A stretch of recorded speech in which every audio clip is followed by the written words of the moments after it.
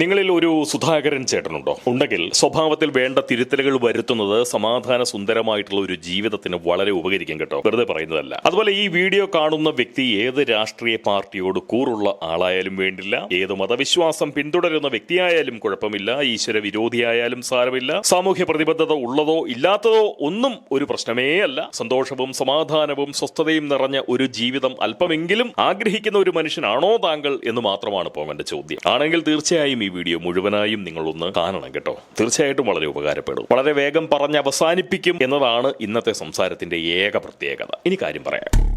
മോദിജിയുടെ കടുത്ത ആരാധകനും ഒന്നാന്തരം ശിവഭക്തനും ലക്ഷണമൊത്ത ഷാജ വിശ്വാസിയുമായിട്ടുള്ള സുധാകരൻ ചേട്ടനാണ് കേട്ടോ ഈ സംസാരത്തിന് കാരണമാകുന്നത്. ABC, കർമ്മ, ഇപ്പോൾ ഇന്ത് ലൈവ് എന്നിവയൊക്കെ കാണും എങ്കിൽ കൂടി മറുനാടൻ മലയാളി പറയുന്നത് മാത്രമേ സുധാകരൻ ചേട്ടൻ വിശ്വസിക്കുകയുള്ളൂ. അതാണ് സുധാകരൻ ചേട്ടന്റെ പ്രത്യേകത. മറുനാടനിൽ ഇരുന്ന് ആരേലും എന്തെങ്കിലും പറഞ്ഞാൽ പോരാ, ശ്രീ ഷാജൻ സ്കറിയ തന്നെ പറയണം. ഭഗവാൻ ശ്രീരാമന്റെ ക്രൈസ്തവ അവതാരമാണ് ഷാജൻ സ്കറിയ, ഞാൻ പറയുന്നതല്ല. അങ്ങനെ ഒരു ബോധ്യം നമ്മുടെ സുധാകരൻ ചേട്ടൻ വെച്ചു പുലർത്തുന്നതായി എനിക്ക് ചിലപ്പോഴൊക്കെ തോന്നിയിട്ടുണ്ട് അദ്ദേഹവുമായിട്ടുള്ള സംസാരത്തിന്റെ ഇടയിൽ. ഷാജൻ സ്കറിയ മറുനാടൻ മലയാളി ആരംഭിച്ചില്ലായിരുന്നു എങ്കിൽ സനാതന ധർമ്മം കേരളത്തിൽ നിന്നും ഇതിനോടകം തുടച്ചു നീക്കപ്പെടുമായിരുന്നു എന്ന് കുറച്ചുനാൾ മുൻപ് നമ്മുടെ സുധാകരൻ ചേട്ടൻ എന്നോട് പറഞ്ഞിട്ടുണ്ട്. ഞാൻ വെറുതെ ഉണ്ടാക്കി പറയുന്നതല്ല.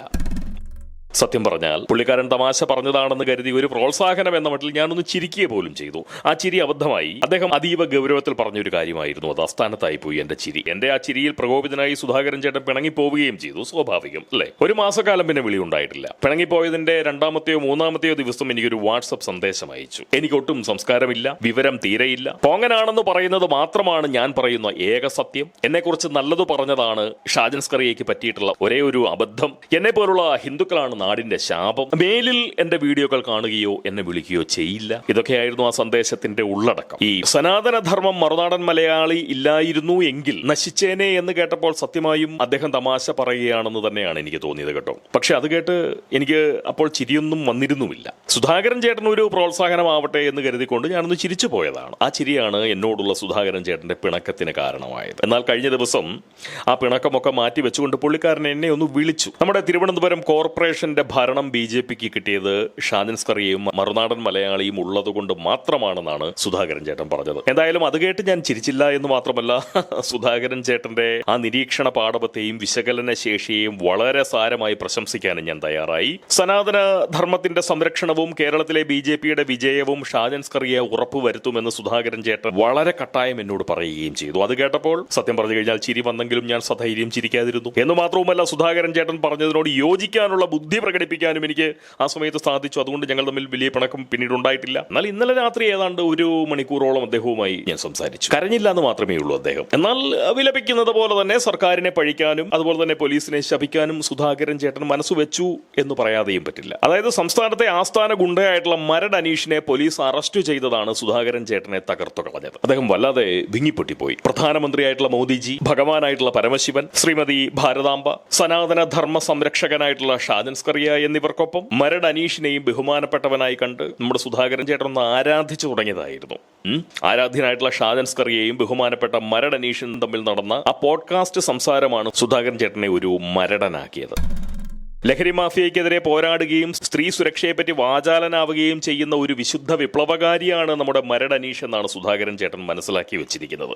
സാമൂഹ്യദ്രോഹികളെ സമൂഹ മധ്യത്തിൽ അവതരിപ്പിക്കുന്നവനല്ല ഷാജൻ സ്കറിയ എന്ന ഉറച്ച വിശ്വാസമാണ് മരട് അനീഷിനെ വിശുദ്ധനാക്കാൻ നമ്മുടെ സുധാകരൻ ചേട്ടനെ പ്രേരിപ്പിച്ചുകൊണ്ടിരിക്കുന്ന അല്ലെങ്കിൽ പ്രേരിപ്പിച്ച ഏക ഘടകം. മോഷണം, പിടിച്ചുപറി, ഭീഷണി പറയൽ, അതുപോലെ കൊട്ടേഷൻ പണം സ്വീകരിച്ച ആളുകളെ കൊല്ലാൻ പിടിക്കുക, അവയവച്ഛേദ സേവനങ്ങൾ കസ്റ്റമേഴ്സിന് വേണ്ടി ചെയ്തു നൽകുക, ഇതൊക്കെയാണ് മരട് അനീഷിന്റെ ഉപജീവന വൃത്തി എന്ന് ഞാൻ പറഞ്ഞത് സുധാകരൻ ചേട്ടന് തീരെ ദഹിച്ചില്ല. ഒട്ടും തന്നെ സുഖിച്ചില്ല പുള്ളിക്ക്. ഈ മാധ്യമ പ്രവർത്തന ജീവിതത്തിൽ ഷാജൻ സ്കറിയയ്ക്ക് പറ്റിയിട്ടുള്ള ഏക പിഴവാണ് ഞാനെന്ന് പറഞ്ഞുകൊണ്ട്, അതായത് എന്നെക്കുറിച്ച് അദ്ദേഹം നല്ല രീതിയിൽ എന്നെ നല്ലതായി പരാമർശിച്ചു പറഞ്ഞത് മാത്രമാണ് ശ്രീ ഷാജൻ സ്കറിയയ്ക്ക് പറ്റിയിട്ടുള്ള ഏക പിഴവ് എന്നാണ് സുധാകരൻ ചേട്ടൻ സംസാരം അവസാനിപ്പിക്കുന്ന സമയത്ത് പറഞ്ഞത്. ഷാജൻ സ്കറിയെ വേട്ടയാടിയ പോലെ മരട് അനീഷിനെയും പിണറായി സർക്കാർ വേട്ടയാടുകയാണ് എന്നാണ് അദ്ദേഹത്തിന്റെ ഉറച്ച വിശ്വാസം. അങ്ങനെയാണ് അദ്ദേഹം വിശ്വസിക്കുന്നത്. പിന്നെ എന്ത് ചെയ്യാൻ പറ്റും? ഞാൻ ഇത്രയും പറഞ്ഞതുകൊണ്ട് അതുകൊണ്ട് ഒരുപക്ഷെ ആ മനുഷ്യൻ എന്നെ അൺസബ്സ്ക്രൈബ് ചെയ്ത് പോകാനുള്ള എല്ലാ സാധ്യതയുമുണ്ട്. എങ്കിലും നിങ്ങൾ ഓരോരുത്തരോടും എനിക്ക് ഒന്നേ പറയാനുള്ളൂ, ഷാജൻ സ്കറിയ എന്നല്ല, അവനവനെ പോലും ഒറ്റയടിക്ക് പൂർണ്ണമായും വിശ്വസിക്കരുത്. കാലമതാണ്. ഈ ചെവി കൊണ്ട് കേൾക്കുന്നതിനെ ചിന്ത കൊണ്ട് പരിശോധിച്ച്,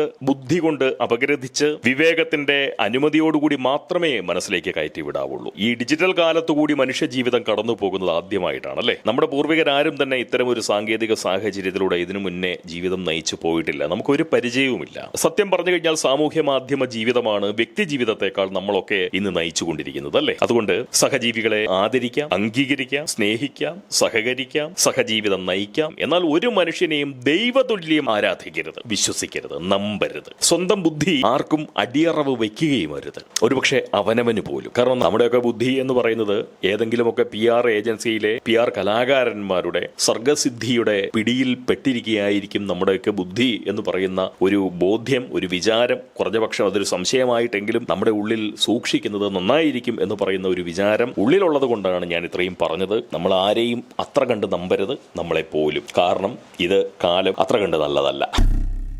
ഒരാവശ്യവുമില്ലാത്ത മനപ്രയാസമാണ് സുധാകരൻ ചേട്ടൻ ഇന്ന് അനുഭവിക്കുന്നതെന്ന് പറയുന്ന ഒരു പക്ഷം എനിക്കുള്ളത് കൊണ്ടാണ് ഞാൻ ഇത്രയും സംസാരിക്കുന്നത്. മനപ്രയാസം മാത്രമാണോ അപകടം?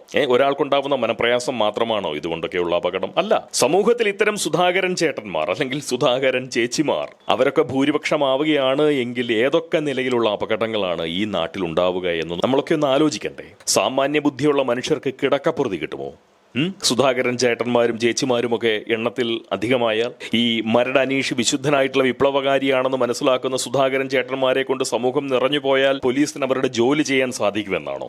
സർക്കാരിന് അധർമ്മികളെ നിലയ്ക്ക് നിർത്താൻ പറ്റുമോ? പ്രയാസമാവും. അതുകൊണ്ട് അന്ധമായിട്ടുള്ള ആരാധനയും അടിമത്തം കലർന്നിട്ടുള്ള വിശ്വാസവും ആർക്കും ആരോടും ഉണ്ടാവുന്നത് അത്ര കണ്ട് നല്ലതല്ല. അറ്റൻഷൻ ഇക്കോണമിയുടെ കാലമാണിത്, അത് മറന്നു പോകരുത്. ആളെ കൂടെ നിർത്താൻ കഴിയുന്നവർക്ക് മാത്രമേ അർത്ഥം സമ്പാദിക്കാനും അതിജീവനം തരപ്പെടുത്താനും ഒക്കെ സാധിക്കുകയുള്ളൂ. കാഴ്ചകളാണ് കാശ്. നിങ്ങളുടെ സമയമാണ് ഞങ്ങൾ സാമൂഹ്യ മാധ്യമ പ്രവർത്തകരുടെ സമ്പത്ത്. ആദ്യം നമ്മളൊക്കെ സ്വയം വിലയുള്ളവരാവണം കേട്ടോ. അപ്പോൾ സ്വന്തം സമയത്തിനും മൂല്യമുണ്ടാവും. അങ്ങനെ വരുമ്പോൾ സ്വന്തം സമയം മറ്റൊരാൾക്ക് സമ്പത്തായി നൽകുമ്പോൾ സദ്ബുദ്ധിയെങ്കിലും തിരികെ സുധാകരൻ ചേട്ടന്മാർക്ക് ലഭിക്കേണ്ടതുണ്ട് എന്ന് പറയുന്ന വിചാരം ഓരോ സുധാകരൻ ചേട്ടന്മാർക്കും ഉണ്ടാവും. അങ്ങനെ ഉണ്ടാവണം. അല്ലെങ്കിൽ നഷ്ടം വ്യക്തിപരം മാത്രമല്ല, സാമൂഹ്യപരം കൂടിയാണ്. അതാണ് സത്യം. എന്തായാലും സുധാകരൻ ചേട്ടനെ ഇവിടെ പരാമർശിച്ചതിന്റെ ഉദ്ദേശശുദ്ധി എപ്പോഴെങ്കിലും അദ്ദേഹത്തിന്റെ കൺമുന്നിലേക്ക് ഈ വീഡിയോ എത്തിപ്പെടുകയാണ് എന്നുണ്ടെങ്കിൽ, അദ്ദേഹം എന്നെ വീണ്ടും കേട്ടു തുടങ്ങുകയാണ് എന്നുണ്ടെങ്കിൽ തീർച്ചയായിട്ടും എന്റെ ഉദ്ദേശശുദ്ധി സുധാകരൻ ചേട്ടൻ മനസ്സിലാക്കുമെന്ന് തന്നെയാണ് ഞാൻ വിശ്വസിക്കുന്നത്. കണക്കമൊക്കെ മതിയാക്കി വീണ്ടും വിളിക്കണം എന്ന് പറയുന്ന ഒരു അഭ്യർത്ഥനയും ഈ ഒരു വീഡിയോയോടൊപ്പം സുധാകരൻ ചേട്ടന് ഞാൻ സമർപ്പിക്കുന്നുണ്ട്.